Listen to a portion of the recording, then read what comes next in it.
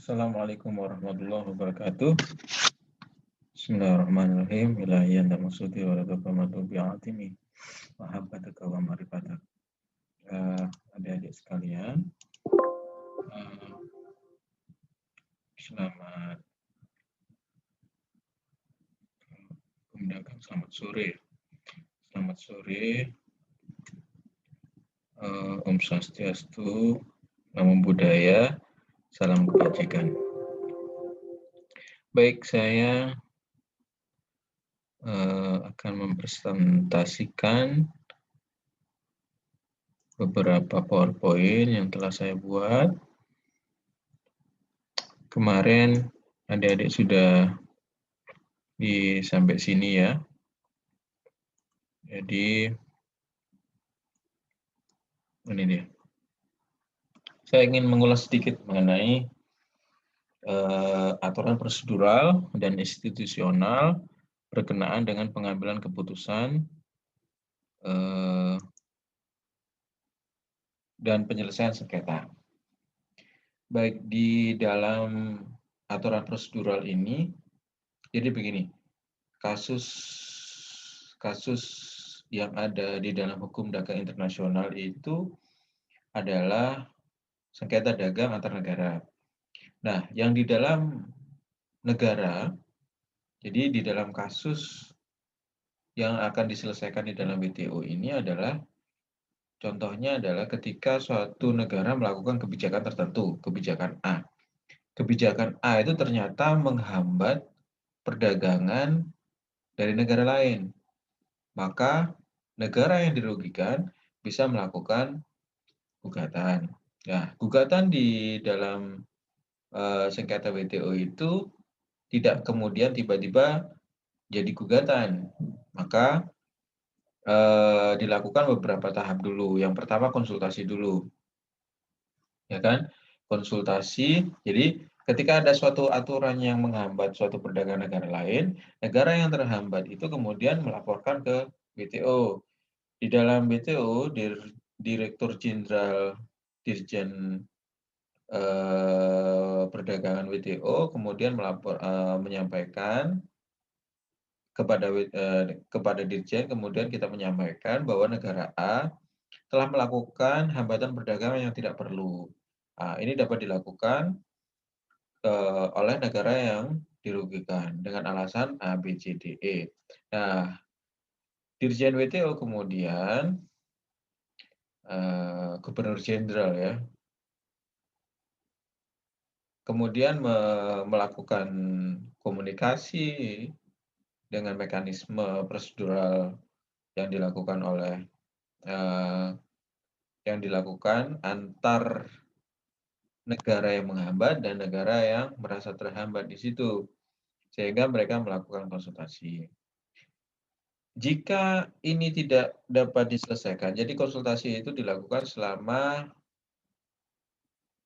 2 bulan.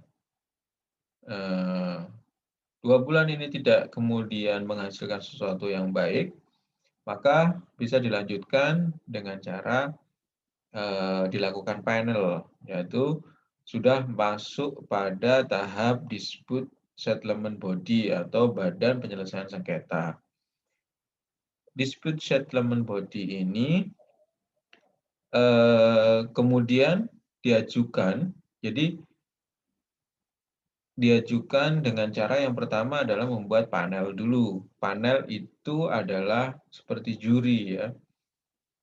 Jadi di situ ada sekitar 5 panel, kemudian 5 panel, kemudian dari 5 ini terdiri dari negara-negara. Nah, siapa yang berkontribusi yang ada hubungannya dengan sengketa tersebut? Contohnya adalah ketika Indonesia melawan Amerika di dalam sengketa DS 109. Bisa Anda lihat mengenai rokok kretek Indonesia yang dihambat di Amerika Serikat. Nah, di sini kemudian ada negara-negara yang berhubungan erat dengannya seperti Filipina,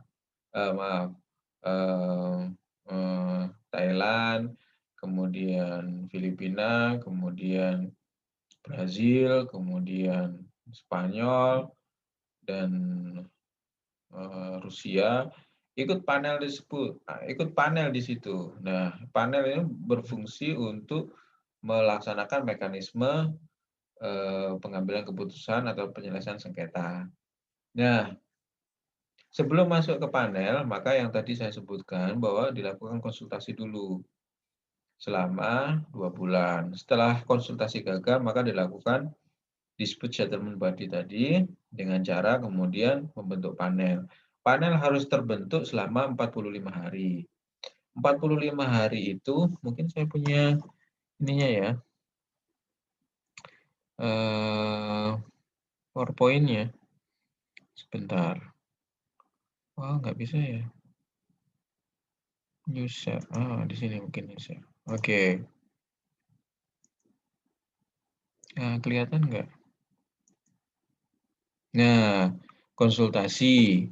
Dari konsultasi kemudian pembentukan panel atau DSP dan penetapan kerangka kerja, kemudian dilakukan penilaian panel. Penilaian yang dilakukan oleh panel. Nah, panel kemudian bisa melakukan meminta pendapat ahli, misalnya review para pelapor, review para pakar.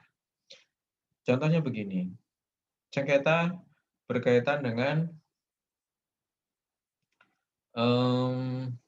virus tertentu. Jadi virus babi misalnya. Jadi karena Cina terjangkit virus babi A yang sangat berbahaya, untuk mencegah masuknya virus babi itu ke Australia, maka Australia menerapkan negara Taiwan, negara-negara di sekitar Cina dan Asia termasuk Indonesia itu dilarang memasukkan babi hidup atau mati dalam bentuk karkas ke Australia.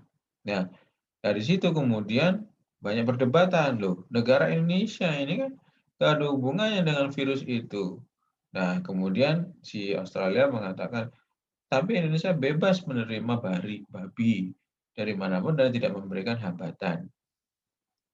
Kemudian dilakukan para pakar. Nah, para pakar kemudian bisa mengatakan demikian, bahwa babi Cina dengan babi Indonesia berbeda, bla bla bla bla bla bla bla bla bla. Ini masing-masing sengketa memiliki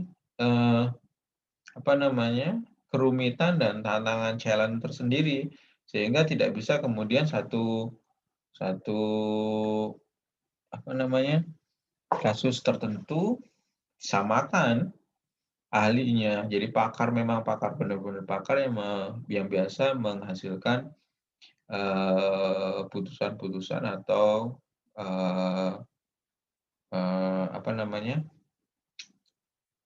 masukan-masukan untuk keahlian tertentu yang sangat dibutuhkan. Namun dari sekian kegiatan itu masih ada jadi sampai pada penilaian panel, para pihak yang bersengketa masih bisa melakukan konsultasi, mediasi untuk menyelesaikan masalah ini. Ya. Oh ya, sebelum saya lupa, Anda bisa kemudian mengakses putusan-putusan pengadilan yang ada di WTO melalui masuk dalam linknya WTO, kemudian ada sengketa-sengketa dagang yang ada di situ. Biasanya ada kode-kode seperti DS, Dispute Settlement, begitu ya. Nah, kemudian tinggal lihat DS berapa. Kalau sengketa rokok kereta Indonesia, masuk ketik aja langsung DS 109, ya, langsung keluar biasanya seperti itu. Nah, tahap selanjutnya adalah peninjauan sementara. Kemudian laporan panel, sampai DS menyelesaikan laporan panel banding. Apakah dia melakukan banding atau tidak. Nah, banding itu tidak kemudian memberikan suatu menguji lagi keputusan-keputusan panel sebelumnya, tapi banding itu apabila ada keputusan baru. Nah, kalau kemudian banding selesai, maka pelaksanaan ini harus dilaksanakan. Jadi putusan itu harus dilaksanakan. Jika tidak, maka pihak yang dirugikan bisa minta ganti rugi atau kompensasi. Ganti rugi atau kompensasi tidak dilakukan, maka bisa dilakukan dengan cara retaliasi, yaitu tidak ada kesepakatan ganti kerugian, maka WTO dalam hal ini DSB, Dispute Settlement Body, memberikan izin untuk melakukan tindakan balasan. Nah, kalau bisa kemudian tindakan balasan itu tindakan balasan untuk barang yang sejenis, tapi nggak mungkin juga untuk barang sejenis. Saya contohkan bahwa sengketa dagang antara Eropa dengan Amerika ini hampir menjadi perang dagang internasional, seperti halnya Cina dan Amerika saat ini. Nah, Amerika dengan saya ceritakan kasus dulu nih, kasusnya Amerika dengan Uni Eropa. Jadi Uni Eropa kemudian melarang bovine meat, jadi daging daging dan binatang hidup dari Amerika Serikat, karena binatang hidup dari Amerika Serikat kebanyakan menggunakan rekayasa hormon, sehingga kemudian di Uni Eropa sendiri tidak mengakui atau tidak memperbolehkan melakukan rekayasa hormon tersebut, karena di apa namanya, dimungkinkan akan melahirkan suatu penyakit-penyakit baru.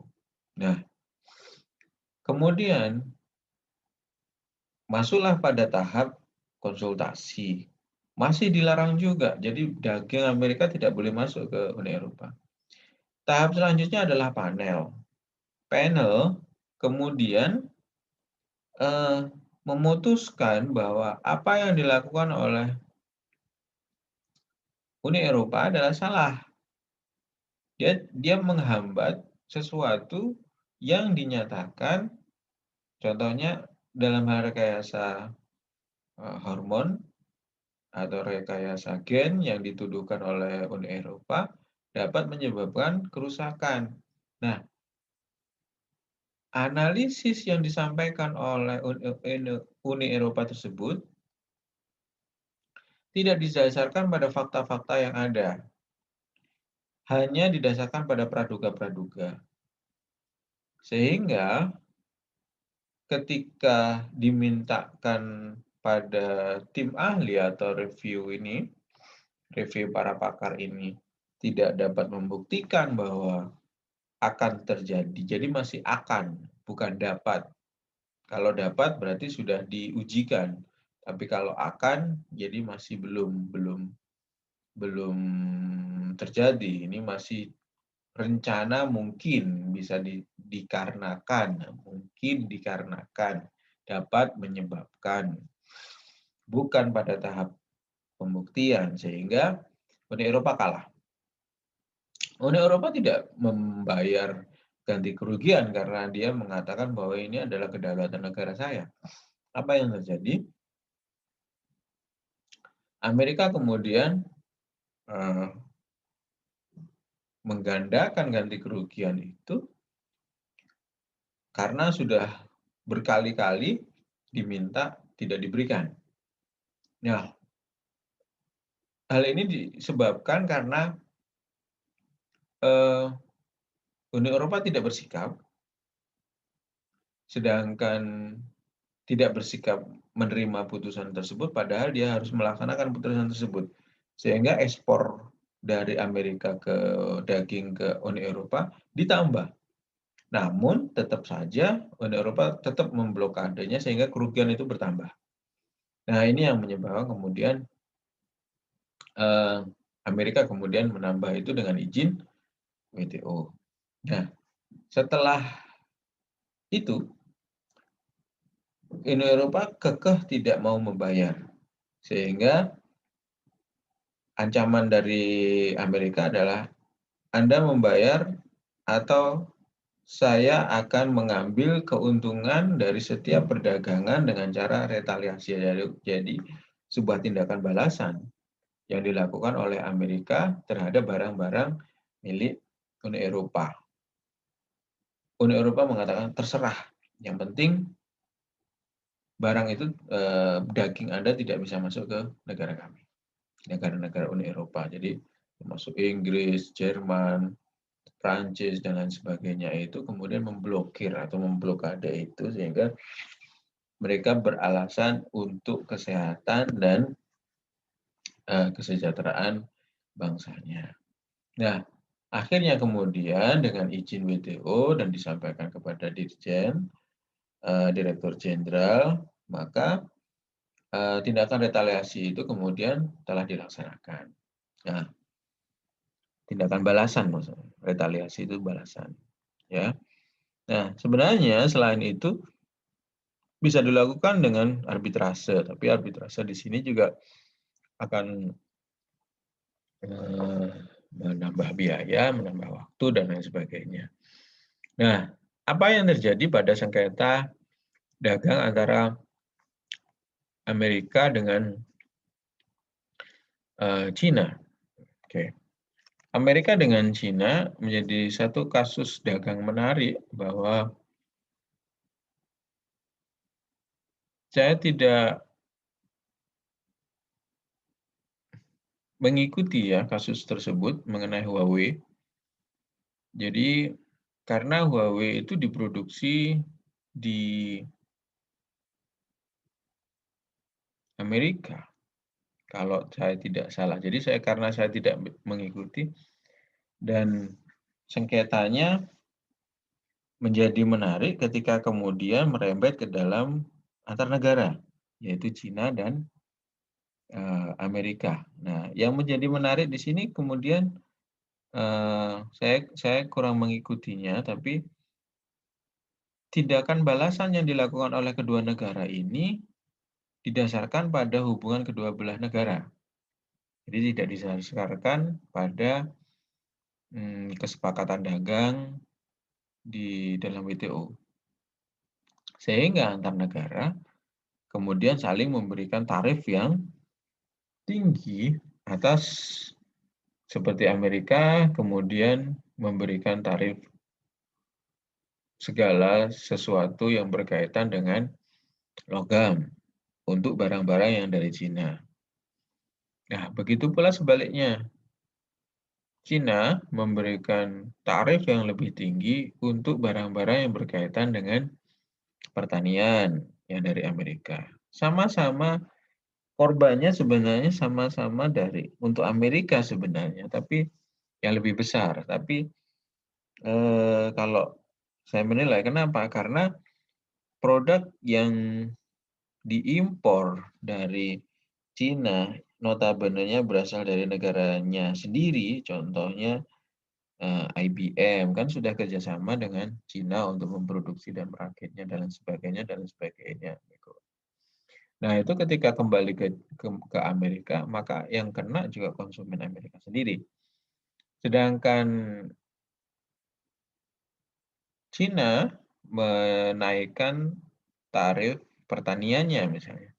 Dari tarif pertaniannya, sehingga menyebabkan petani-petani dari Amerika tidak dengan murah memasukkan barangnya ke Cina.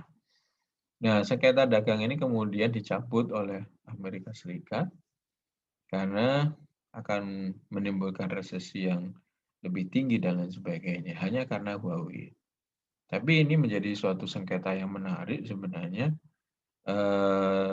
Namun saya tidak menemukan apakah sengketa ini dibawa ke sidang WTO atau tidak. Saya kira ini adalah hubungan bilateral yang kemudian dilegalkan begitu. Nah, itu mekanisme atau prosedur penyelesaian sengketa yang ada di dalam WTO. Baik, eh, kita kembali yang tadi.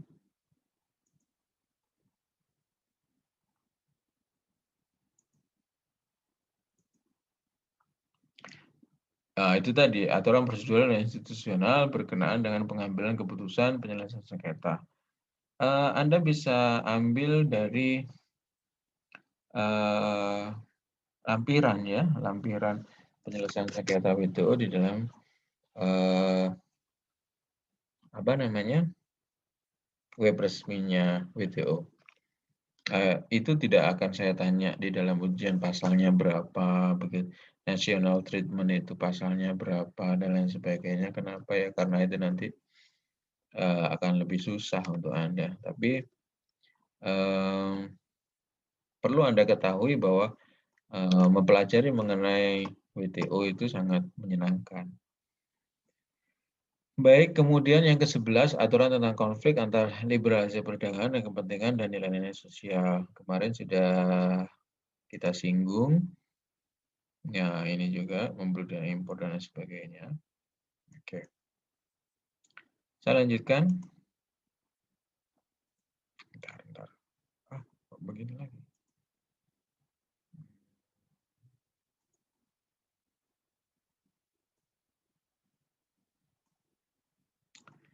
Baik, ini saya mengikuti beberapa perjalanan dinas beliau, seperti halnya di Tiongkok dan di Jepang. Kebetulan di Jepang itu apa namanya? Ada salah satu guide ya, apa namanya? Penterjemah itu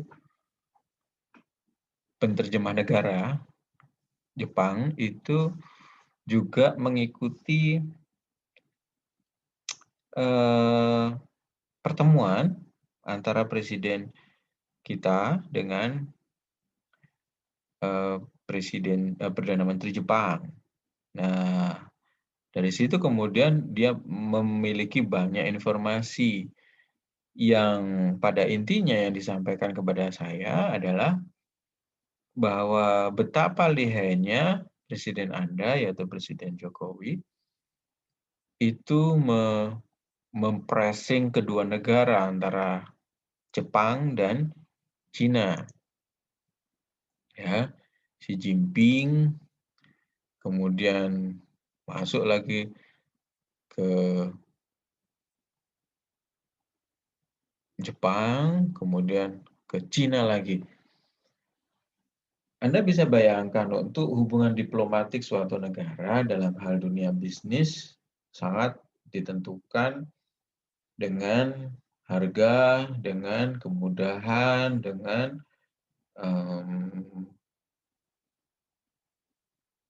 efisiensi dan lain sebagainya. Satu agenda yang tidak terjadwal saja bisa menjadikan isu sangat luar biasa suatu negara. Saya contohkan begini,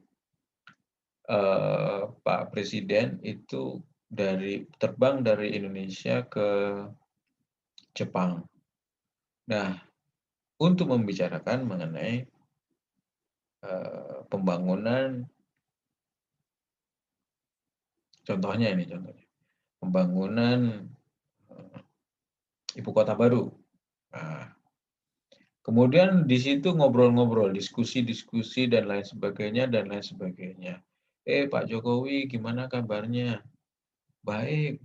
Oh, habis dari Jepang nanti setelah ini kemana? Kita langsung pulang. Nah, obrolan pertama pembuka adalah demikian. Obrolan kedua, contohnya adalah Indonesia terpojok nih dalam hal negosiasi, maka diam. Setelah diam kemudian waktunya pulang. Pulang mestinya penerbangan adalah ke Indonesia, tapi pada saat itu juga beliau kemudian membeli tiket ke Cina.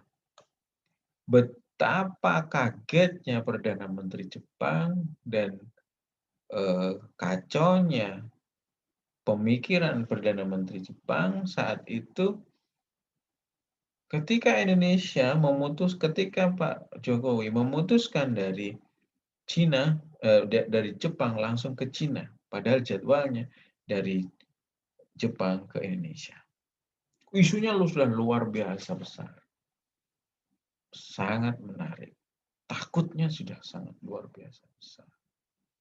Nah, ini menjadi model-model diskusi yang kemudian kiranya bisa menentukan kebijakan apa setelah ini yang sangat menguntungkan bagi negara saya atau tidak.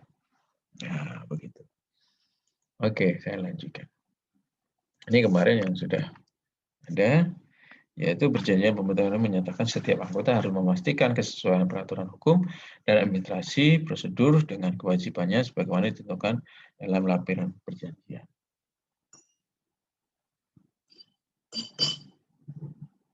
Kita minum dulu sebentar.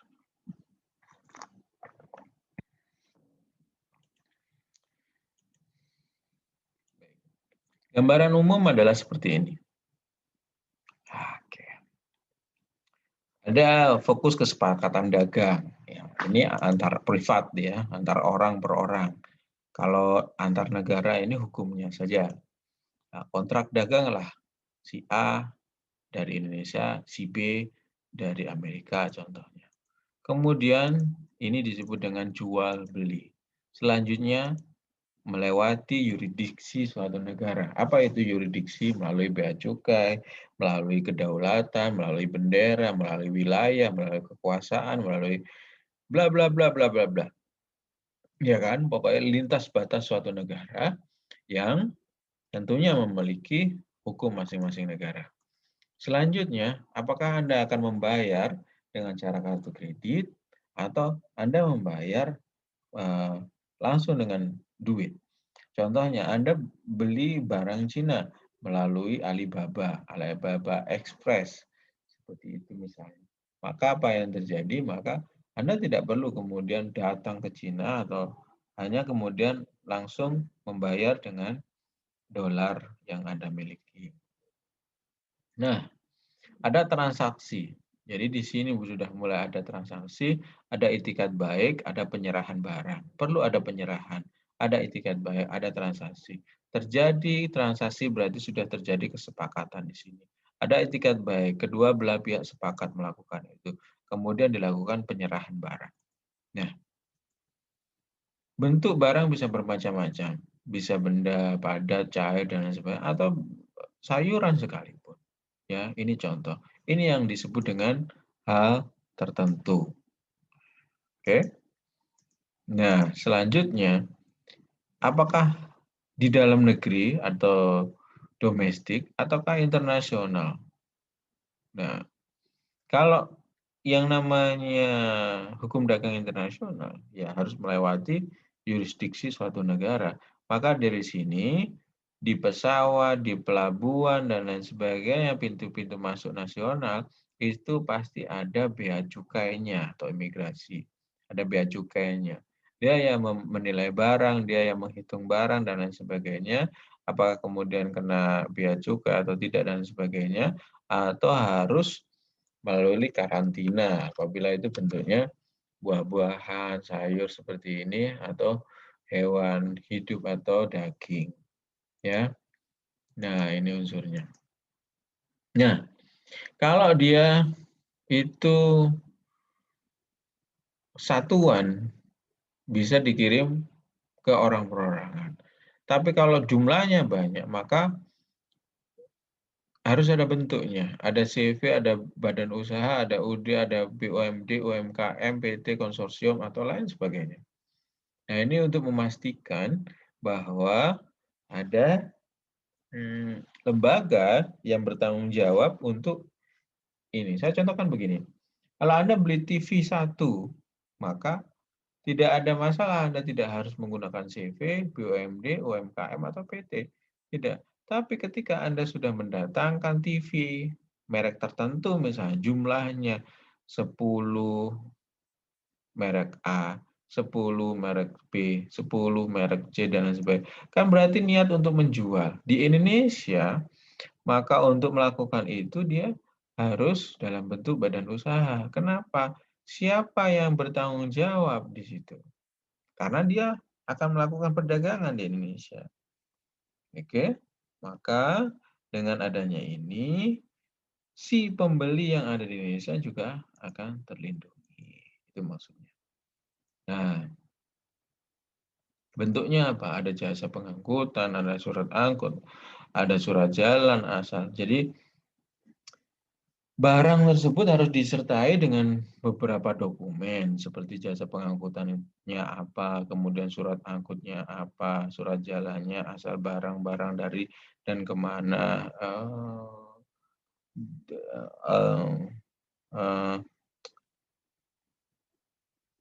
apa ya, asal barang itu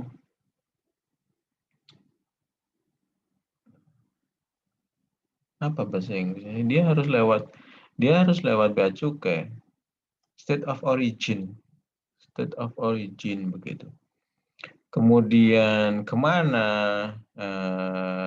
kandungan barang, sanitari dan fitosanitarinya, kesehatannya bagaimana, adakah sertifikat apa namanya, pestisida atau tidak. Nah, itu contohnya seperti itu. Baik, itu tadi mengenai apa ya, alurnya dalam hal perdagangan. Sekarang saya coba Anda untuk berimajinasi dalam most favored nation. Ini sengketa. Bagaimana prinsip itu tadi? Prinsip, kemudian kita bawa ke sengketa. Most favored nation itu prinsip yang pertama, yaitu tidak diskriminasi, national treatment, itu most favored nation. Ya, tidak diskriminasi, non-diskriminasi, dan favored nation. Contohnya begini, pasal 1 ayat 1 GATT itu mengatakan begini, with respect to custom duties and charges of any kind imposed on or in connection with importation or exportation, bla bla bla bla. Saya langsung ke Indonesianya saja ya.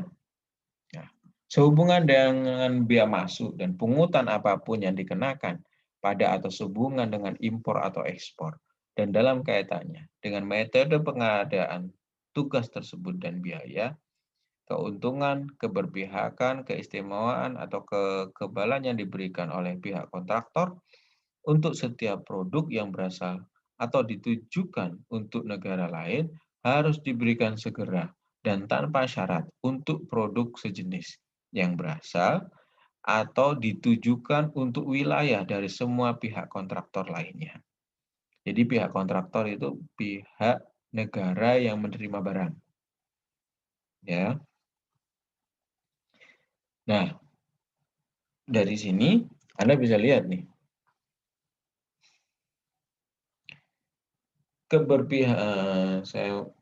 setiap produk yang berasal atau ditujukan untuk negara lain harus diberikan segera dan tanpa syarat untuk produk sejenis.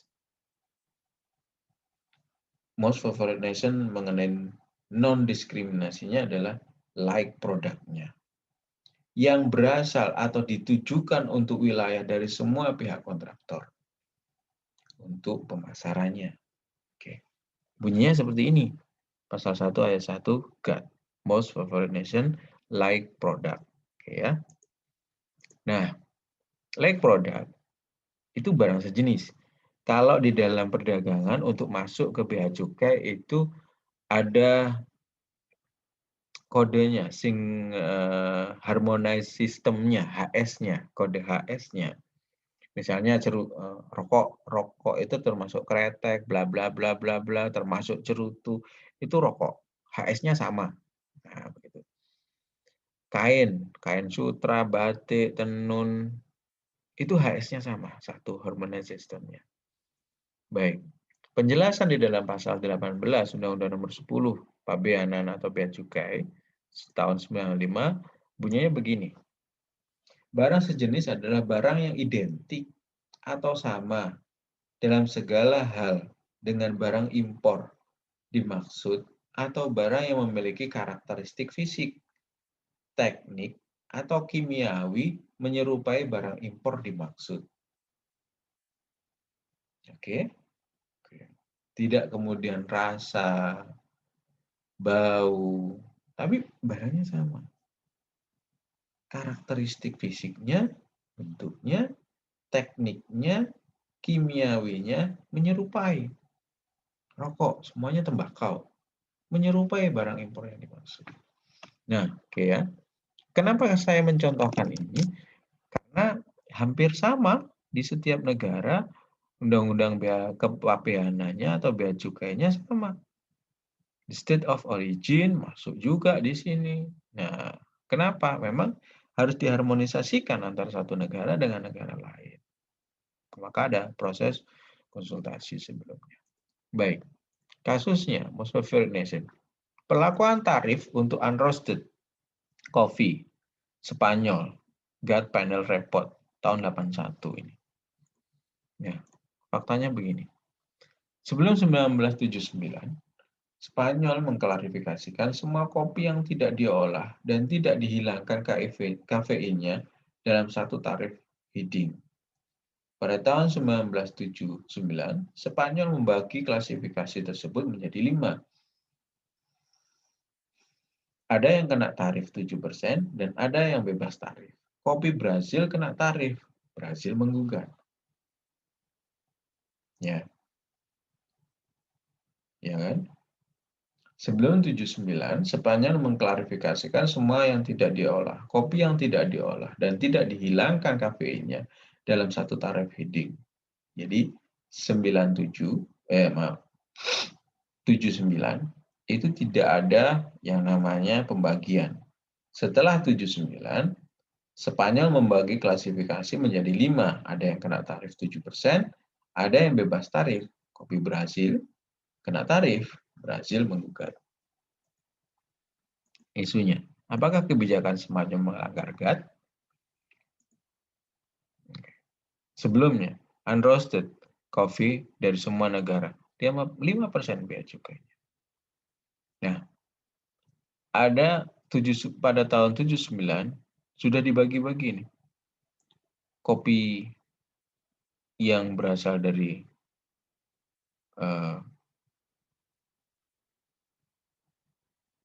Brasil 7%, Inggris 0%, Amerika 7%, Meksiko 5%, Australia 0%. Ini tidak diketahui alasan apa kemudian dia mengklasifikasikan ini sehingga antar negara menjadi berbeda. Kalau dilihat dari sebelumnya, dari fakta yang kena, dia tidak mengklasifikasikan itu sebagai bagian dari cara menghilangkan kafeinnya.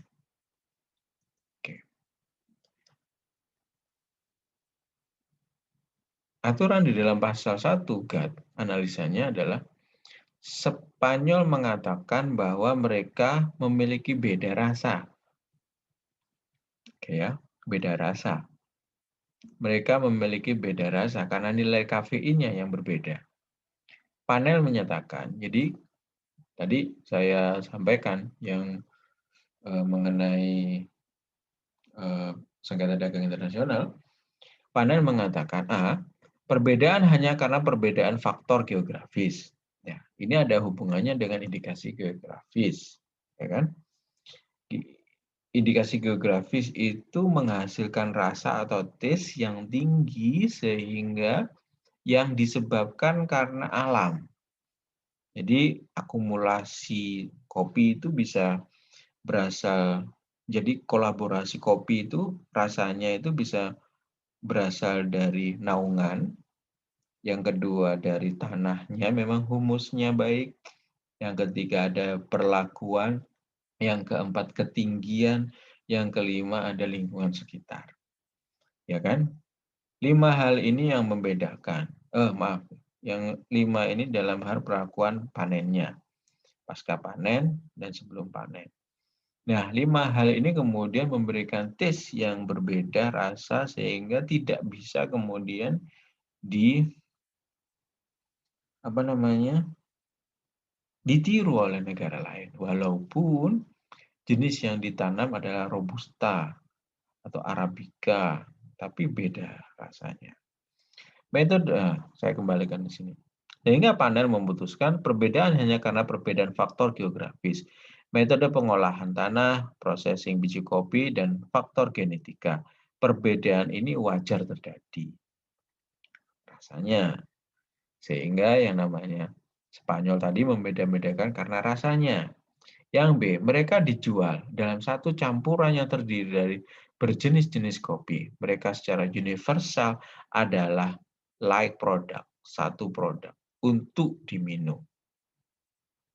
Oke, kan masuknya juga HS-nya juga satu. Oke. Kesimpulan, mereka merupakan like product. Ya, kalau kesimpulannya mereka adalah like product, maka tidak boleh Spanyol membagi-bagi, mengklasifikasi masing-masing negara memiliki tarif yang berbeda. Oke, dari sini Anda paham. Jadi kebijakan yang dilakukan oleh Spanyol harus dirubah.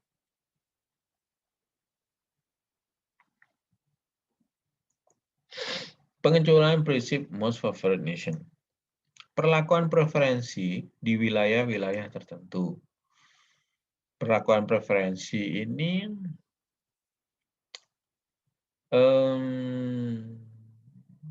hal yang preferensi itu diutamakan atau dikhususkan atau dikecualikan boleh. Perlakuan pengecualian di wilayah-wilayah tertentu. Contohnya begini, antara Indonesia dan Amerika. Amerika memberikan preferensi terhadap barang-barang Indonesia tertentu sehingga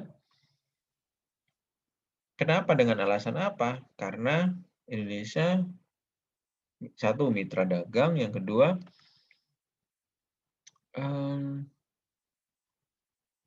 ada pengecualian bagi negara besar untuk menerima barang dari negara kecil seperti Indonesia atau negara berkembang seperti Indonesia dengan memberikan tarif yang lebih kecil sehingga barangnya bisa diterima di negaranya. Begitu. Jadi ada fasilitas dagang. Tapi tentu saja seperti halnya kuliah saya yang kemarin, hal ini bisa juga menjadi senjata bagi negara maju untuk menekan Indonesia. Ya, kasusnya seperti inilah, seperti sawit Indonesia lah. Yang kedua adalah custom union atau free trade area, ya. Seperti yang dikatakan Uni Eropa memberikan suatu tarif yang berbeda di dalam customnya, di dalam Uni Eropanya. Seperti di Asia. ASEAN tidak, Asia China Free Trade Area misalnya, tidak kemudian menggunakan aturannya WTO untuk tarifnya. Ya, diperbolehkan itu. Menjadi 0% untuk wilayah Asia misalnya. Boleh. Nah, di sini adalah pengecualian prinsip tersebut.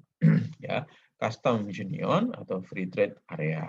Perlakuan preferensi di wilayah-wilayah tertentu. Sekarang sudah menjadi apa namanya?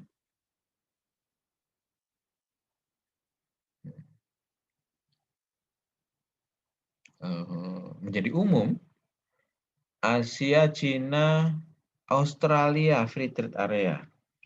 Modelnya seperti itu. Yang ketiga, pemberian GSP, General System of Preference. Jadi, saya mohon maaf, yang tadi saya jelaskan mengenai ini adalah ini, Indonesia dengan Amerika. Indonesia diberikan GSP, General System of Preference, dari Amerika Serikat. Tapi Amerika Serikat sebagai negara, dia juga izin dulu kepada parlemennya, mengatakan bahwa saya presiden akan memberikan GSP, kemudian dia sampaikan ke Kamar Dagang kemudian menganalisa sampai di mana, sampai berapa GSP yang nilai wajar sehingga masih bisa diterima oleh Amerika Serikat dan tidak mengganggu perdagangan Amerika Serikat. Pokoknya dalam perdagangan Amerika Serikat itu uniknya begini, Indonesia jangan sampai kemudian nilai ekspornya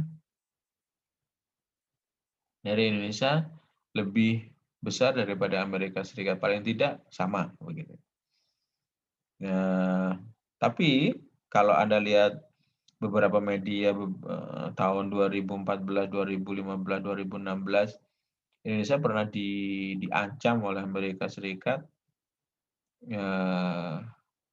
karena beberapa kebijakan Indonesia juga menghambat Amerika Serikat dalam beberapa hal, tapi itu wajar sih sebenarnya.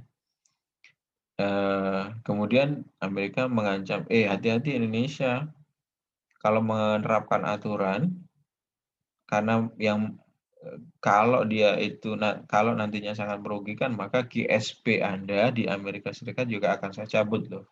Nah, ini disampaikan oleh Kamar Dagang Amerika Serikat ke Menteri Perdagangan Indonesia. Masih ada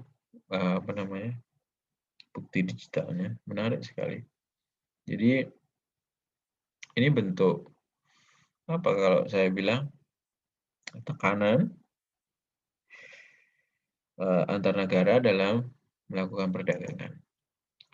Yang keempat adalah pengenaan anti-dumping atau countervailing duties. Jadi anti-dumping itu seperti yang saya jelaskan sebelumnya, ketika barang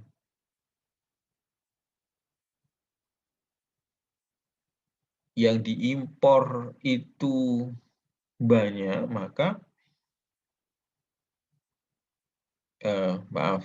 dumping itu begini. Kedelai di Amerika Serikat itu harganya 16.000. Kedelai di Indonesia, kedelai Amerika Serikat di Indonesia itu harganya 6.000.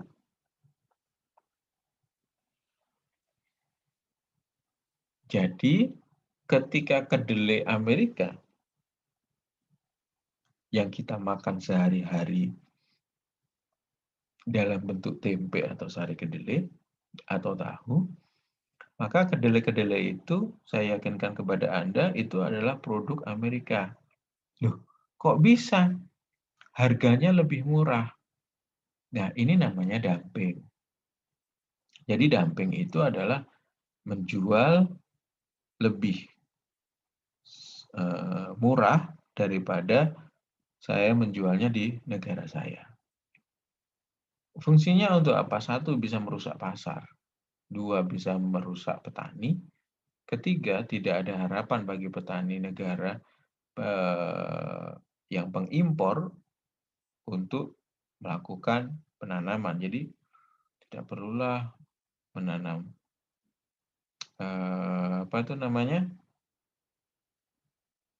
kedelai, kan dari Amerika lebih murah. Nah, fungsinya itu.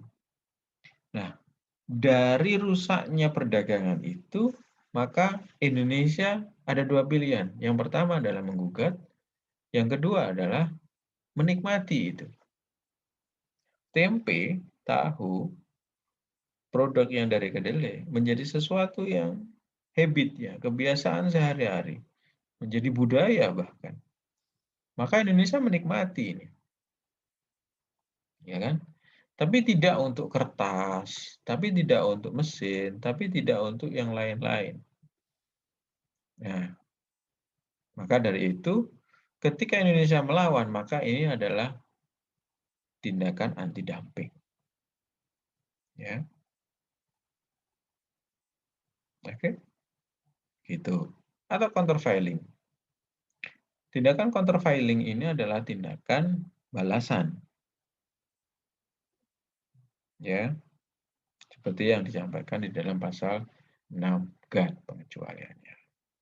Jadi paham ya? Contohnya lagi apa ya? Nah, kertas Ciwi Kimia Indonesia pernah di challenge bahwa Indonesia adalah dumping.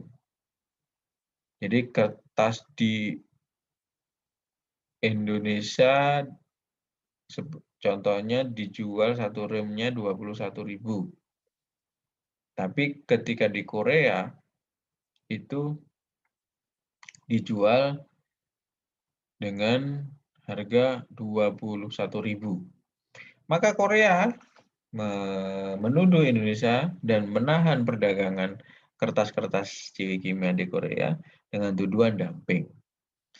Ketika dilakukan cross-check dan pemanggilan untuk meminta data-data oleh pemerintah Korea kepada perusahaan yang dituduhkan, maka perusahaan yang dituduhkan dan perwakilan dari negara Indonesia datang ke kementerian tersebut untuk menjelaskan.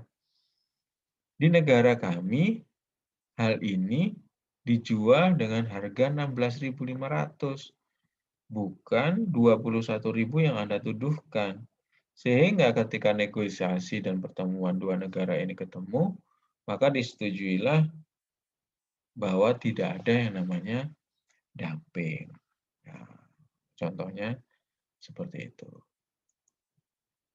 Yang selanjutnya, yang kelima adalah diskriminasi pengenaan kuota karena alasan rahasia pembayaran. Jadi boleh melakukan diskriminasi pengenaan kuota. Kuota ini jumlah. Jadi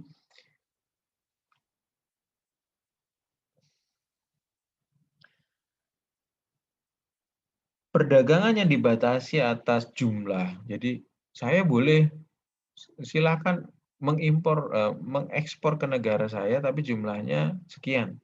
Nah, itu sebenarnya tidak boleh. Itu termasuk menghambat perdagangan. Nah, itu adalah kuota, pemberian kuota. Negara A saya kasih kuota cuma 10 biji, B 10 biji, C 10 biji. Nah, ini kuota. Karena alasan neraca pembayaran, contohnya, neraca pembayarannya dihitung dari nilai dolar. Jadi ada utang negara. Utang negara itu berdasarkan utang kepada Bank Dunia. Jadi duit yang beredar, adik-adik sekalian, untuk pembangunan suatu negara misalnya, maka uang itu utang dari Bank Dunia dalam bentuk dolar. Nah, setiap bulan negara Anda misalnya Indonesia membayar mencicil harus dalam bentuk dolar. Tidak boleh dengan jalan rupiah.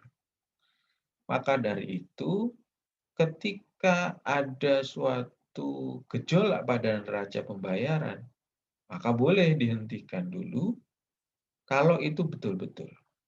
Nah, alasan neraca pembayaran ini, maka setiap negara, ini semua ya kegiatan ini, dalam hal WTO, harus menotifikasikan atau mendaftarkan berapa jumlah cadangan devisa negara, cadangan keuangan negara, dan lain sebagainya.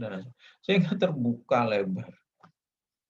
Dia kekayaan negara tersebut berapa, dan lain sebagainya, untuk membayar hutangnya. Sehingga tiap negara tidak bisa kemudian mengada-ada untuk mengatakan saya stop karena jumlahnya terbatas untuk perdagangan karena kami akan kesulitan dalam neraca pembayaran. Nah, ini tidak bisa semena-mena seperti itu, harus kemudian menyampaikan dulu kepada WTO kemudian menganalisa keuangan Anda, negara Anda, negara A, negaramu ini masih kuat kok untuk membayar dan lain sebagainya. Kemudian Anda tidak boleh melakukan itu. Oh, Anda memang bisa. Contohnya India pernah melakukan kuota karena alasan neraca pembayaran. Tapi India tidak bisa membuktikan bahwa negaranya benar-benar dalam hal krisis yang menyebabkan dia diperbolehkan mengenakan kuota kepada barang-barang perdagangan. Baik.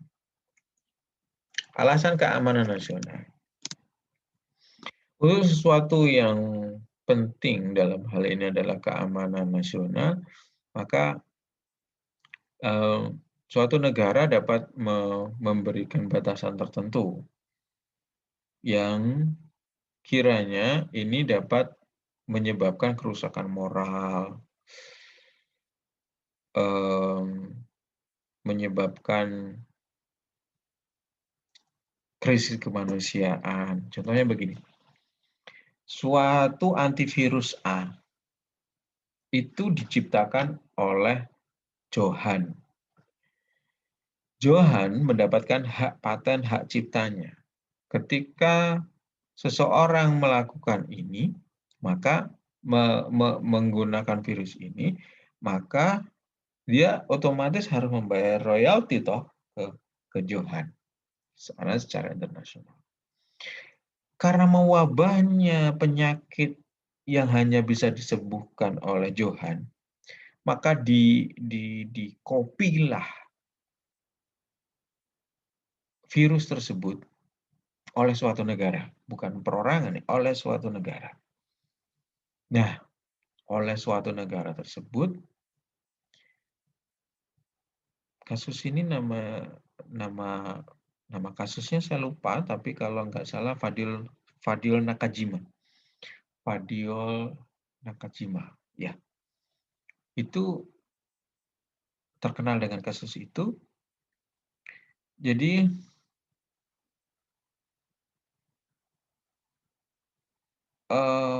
virusnya Johan tadi kemudian diperbanyak di India. India digugat. India tidak bisa membayar dan dia kalah. Tapi dia dengan alasan keamanan nasional. Karena negara saya sedang terserang penyakit dan lain sebagainya sehingga kesehatan dan kemanusiaan ini menyebabkan kami melakukan hal yang terburuk berupa pelanggaran yang namanya hak cipta, hak merek dan sebagainya. Dan ini diperbolehkan di dalam pasal 21 GAT. Gitu. Ini memang pasal pengecualian. Pasal 21 apabila bertentangan dengan moral, kemanusiaan, kemudian sanitari dan fitosanitari dan lain sebagainya. Baik.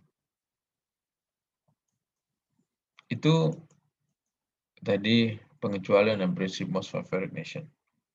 Selanjutnya, kalau ada pertanyaan silahkan nanti kita diskusi di dalam. Baik. Ini ketika saya diundang oleh pemerintah Jepang, ada beberapa gugatan. Jadi di depan saya ini pemilik perusahaan-perusahaan besar yang berinvestasi di Indonesia. Ini para penerjemah. Ini profesor, beliau adalah jaksa. Ini sekretarisnya Bapak ini. Saya lupa perusahaan-perusahaan yang mereka miliki. Waktu itu kita kemudian membawa martabat bangsa menghadapi gugatan dari pengusaha-pengusaha yang melakukan investasi di Indonesia. Perusahaan-perusahaan ini perusahaan-perusahaan besar seperti Hitachi, Panasonic, kemudian traktor-traktor gitu ya, banyak sekali. Nah, ini banyak.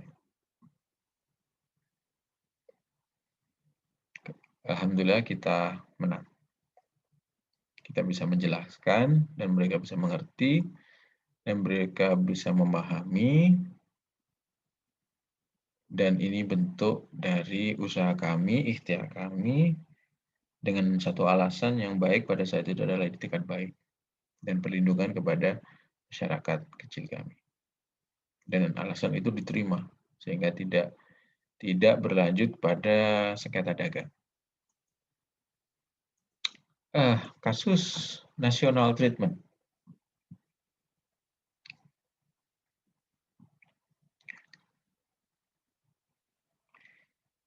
Baik. Artikel 3, pasal 3 ayat 2 Kak. Oke.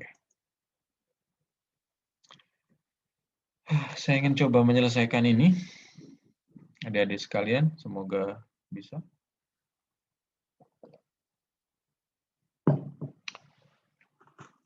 Ini saya buat jam 10 malam di Surabaya.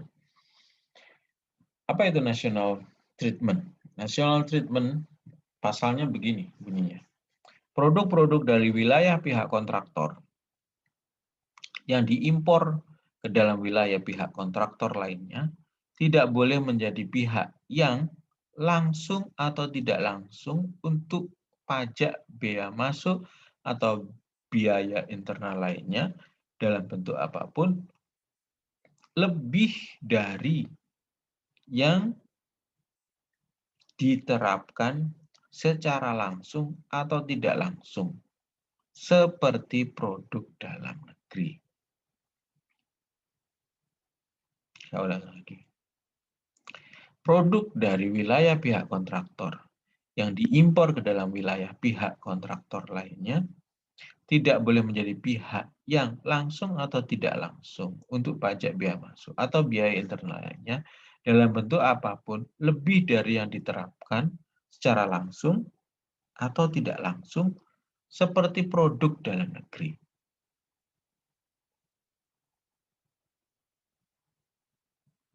Oke.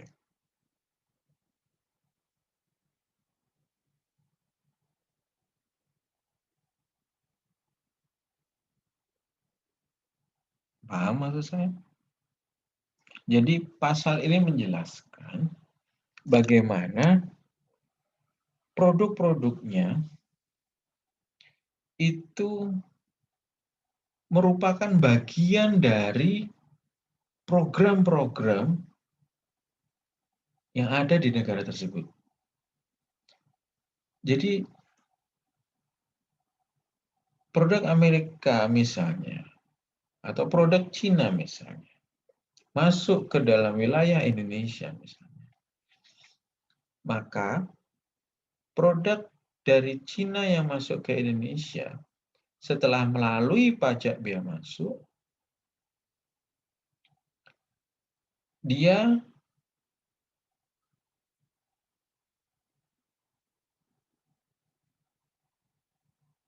diperlakukan sama seperti halnya produk dalam negeri lainnya.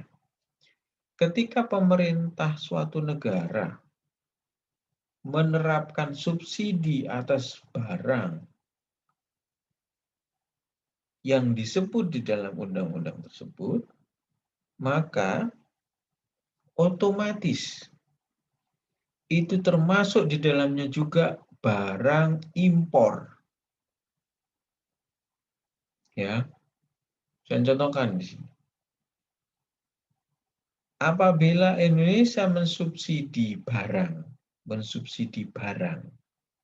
contohnya adalah beras, maka beras impor pun harus disubsidi.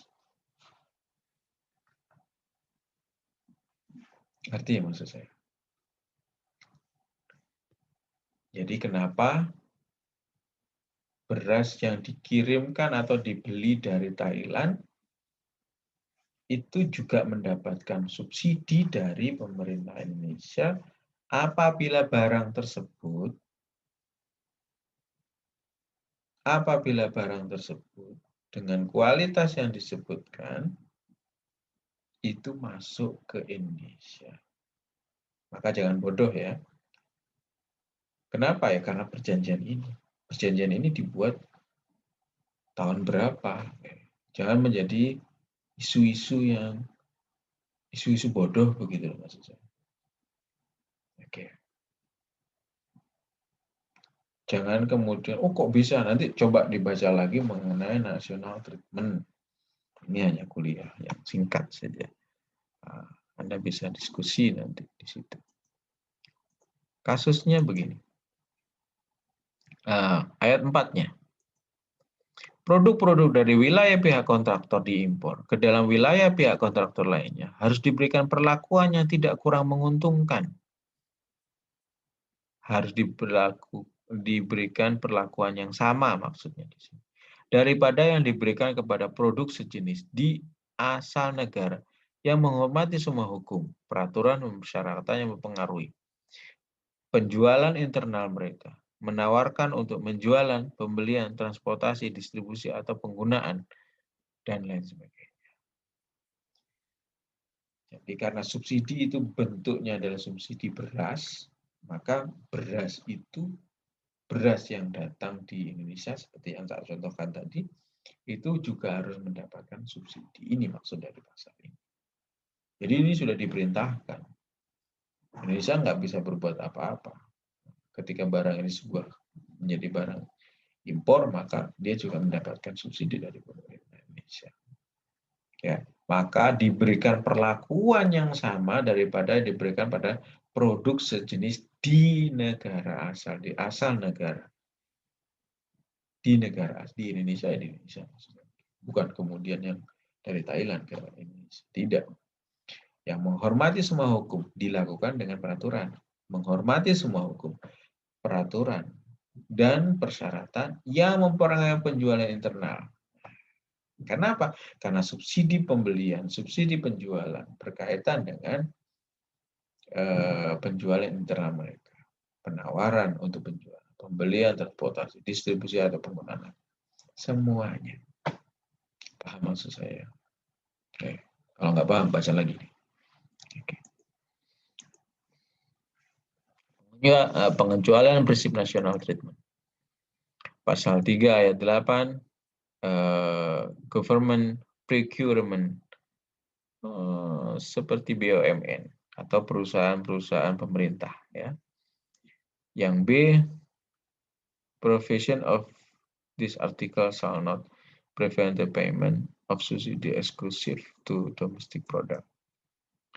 Kemudian kebijakan-kebijakan yang harus dilakukan atau penting necessary untuk melindungi moral masyarakat, melindungi kesehatan, kehidupan manusia, binatang, taat kepada hukum atau peraturan nasional berhubungan dengan peraturan bea cukai, perlindungan paten, pemeliharaan sumber daya alam yang habis pakai. Contohnya, saya contohkan di sini aja ya, seperti halnya nikel, seperti halnya emas, seperti halnya batu bara. Kita bisa tidak mengikuti WTO dengan alasan yang pasal 20. Ya. Ini sudah sejak adanya PBB itu bisa dilakukan pemutusan sepihak. Namun pemutusan sepihak itu harus tertera di dalam kesepakatan dagang.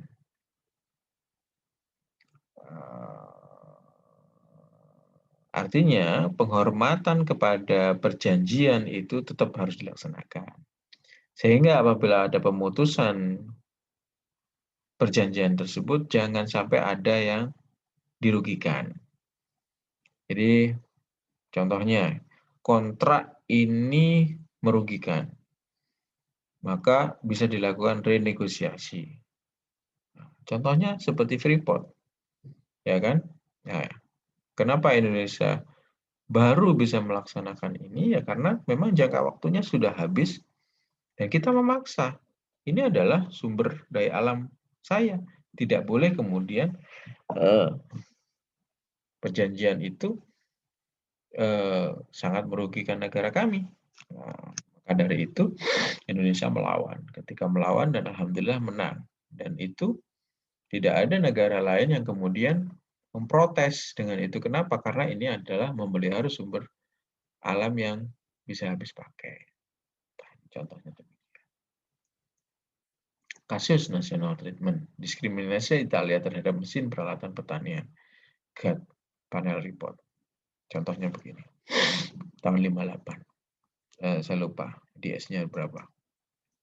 Faktanya, Italia dengan Undang-Undang Nomor 949 memberikan fasilitas kredit dengan bunga 3% setahun kepada pembeli mesin atau peralatan pertanian buatan Italia. Selama 19, jadi buatan Italia saja, ya kan? Selama 1952 sampai 1957, para pembeli sekitar setengah dari jumlah traktor buatan Italia, sepertiga dari semua traktor yang dijual di negara ini, menerima fasilitas kredit tersebut sebelum adanya undang-undang tersebut. Biaya masuk bagi mesin atau peralatan pertanian terikat dengan GATT. Biaya masuk bagi mesin atau peralatan pertanian terikat dengan GATT. Inggris menuntut. Oke. Isunya, apakah kebijakan Italia bertentangan dengan prinsip nasional treatment dalam pasal 3 GATT? Aturannya. Hukum dan regulasi mempengaruhi internal sale, pengadaan, pembelian, dan lain sebagainya. Tadi kan. Yang ayat 8, pasal 3 ayat 8, subsidi bisa diberikan kepada produsen domestik. Subsidi bisa diberikan kepada produsen domestik. Analisanya, Italia, GATT adalah suatu perjanjian dagang, maka skopnya terbatas pada kebijakan yang mengatur perdagangan. Ini yang disampaikan oleh Italia. Kebijakan kredit tersebut adalah untuk pembangunan ekonomi, tidak ada kaitannya dengan perdagangan. Ekonomi, tidak ada kaitannya dengan perdagangan. Ini yang disampaikan oleh Italia.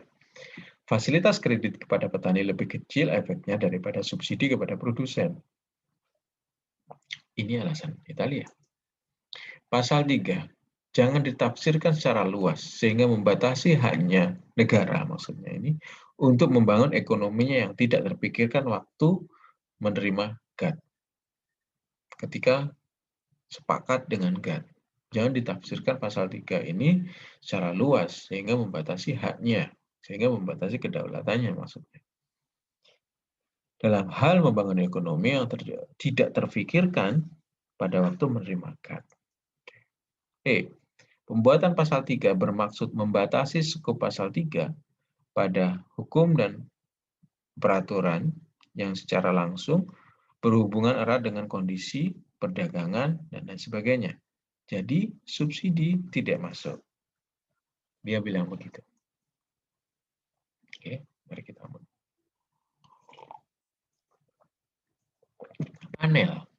Panel keputusannya ya mengatakan begini. Kata affecting berarti bahwa tidak hanya hukum dan peraturan yang langsung mengatur syarat-syarat penjualan dan pembelian, tetapi termasuk juga mengubah kondisi kompetisi antara produk impor dan produk domestik. Jadi subsidi domestik itu juga pernah menjadi isu nasional. Contoh, subsidi domestik pertanian, subsidi benih, subsidi pupuk, itu sampai sekarang kalau diberikan, maka diberikan semuanya. Ya. Untungnya kita tidak kemudian membuat pupuk-pupuk itu pupuk-pupuk yang umum. Gitu. Hanya pupuk tertentu yang dikeluarkan oleh BUMN. Nah, tadi.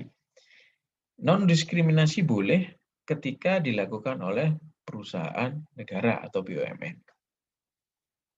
Oke? Oke, ini loh. Anda lupa tadi.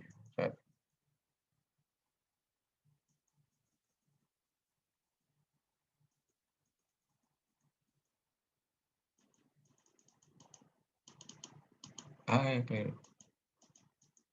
Nah, government procurement, ya kan? Perusahaan milik negara. Pengejualan nasional treatment.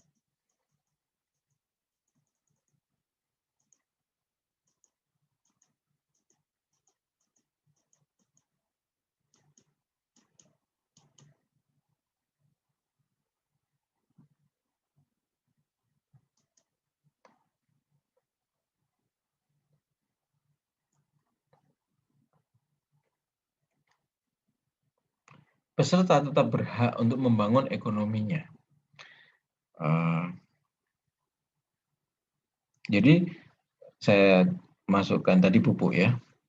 Jadi ketika pupuk ini diproduksi, diberikan subsidi dari perusahaan negara, boleh.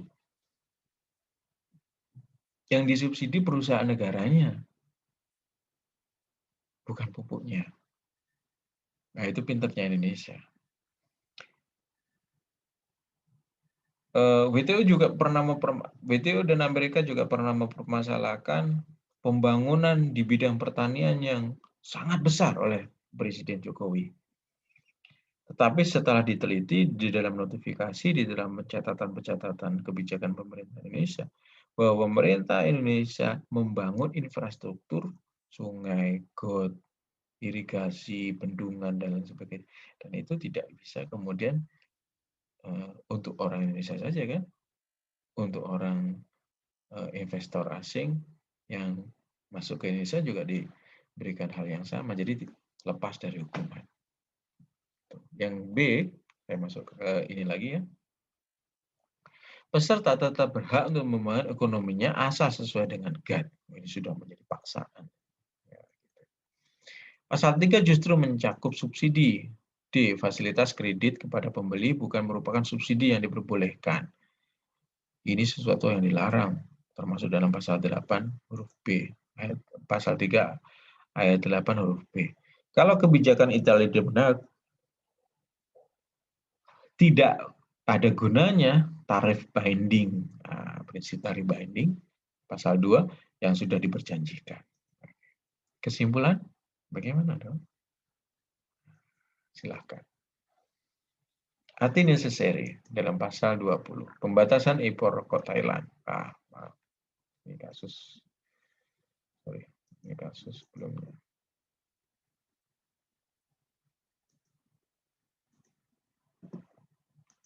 Oke.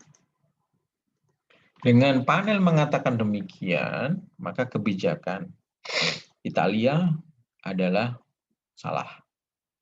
Karena subsidi merupakan bagian dari pasal 3 ayat 8 huruf B.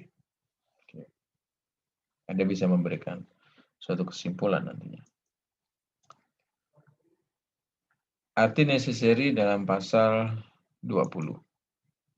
Contoh. Pembatasan impor rokok di Thailand. Nah, ini sengketa antara Indonesia dan Thailand. Lupa saya.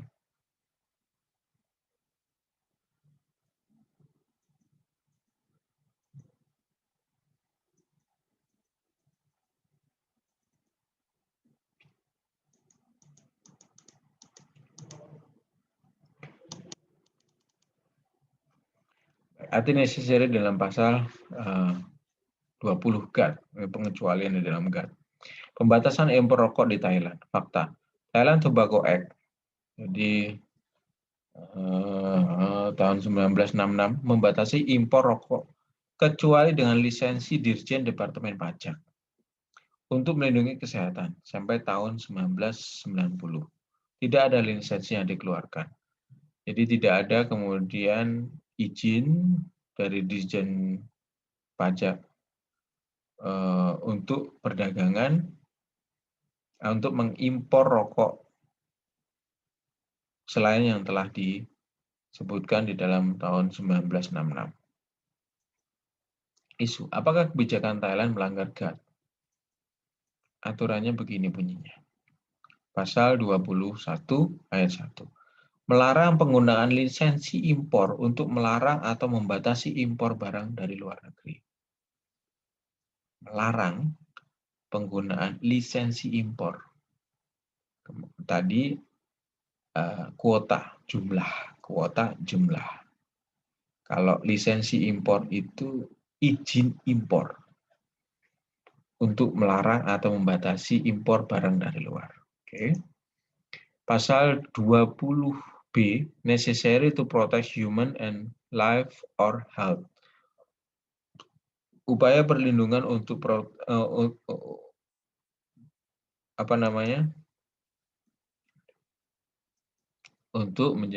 untuk kehidupan manusia dan kesehatan dan kehidupan manusia. Oke. Analisanya, alasan Thailand mengatakan mengenai necessary adalah kebijakan membatasi impor rokok di Thailand untuk necessary to protect human life or health. Panel mengatakan necessary berarti apabila tidak ada kebijaksanaan alternatif yang tidak bertentangan dengan GATT atau tidak begitu bertentangan dengan GATT. Jadi necessary berarti apabila tidak ada kebijaksanaan alternatif yang tidak bertentangan dengan GATT atau tidak begitu bertentangan dengan GATT. Jadi jangan sampai necessary itu bertentangan dengan GATT. Sama, sanitari, fitosanitari juga tidak boleh bertentangan dengan peraturan yang GATT. Karena di dalam sanitari, fitosanitari, itu ada standarisasi untuk pelindungan. Baik protect to human life or health. Ya, yang B, peraturan yang tidak diskriminasi seperti pengumuman bahan-bahan rokok, larangan penggunaan bahan-bahan rokok yang berbahaya merupakan alternatif yang tidak bertentangan. Jadi silakan Anda itu kemudian mengurangi yang ada di dalam atau membatasi yang ada di dalam rokok, tapi jangan rokoknya. Bahan-bahan yang berbahaya contohnya, nikotin maksimal sekian, tar maksimal sekian. Sehingga kemudian yang dihasilkan adalah tidak boleh ada yang namanya cengkeh misalnya. Boleh, karena apa? Pengumuman bahan-bahannya. Larangan penggunaan bahan-bahan rokok yang berbahaya merupakan alternatif yang tidak bertentangan dengan GATT. Tapi jangan rokoknya, gitu. Jangan produknya. Ya apa caranya rokok itu sehat? C. Larangan periklanan rokok yang tidak diskriminasi dapat dipakai sebagai alternatif. Boleh Anda melarang iklan, tapi jangan produknya. Gitu. Oke, kesimpulannya bagaimana? Kebijakan Thailand tidak necessary menurut pasal 20B. Jadi Thailand melanggar pasal 21 ayat 1. Ya, itu. Contoh-contoh sengketa, kemudian penerapan pasal-pasal yang berdasarkan prinsip-prinsip yang telah diberikan oleh saya dan Bu Ayu. Ya. Gitu. Alhamdulillah, terima kasih. Jam 10:30 malam waktu Surabaya. Saya mohon maaf. Semoga bermanfaat. Tetap semangat, tetap hidup.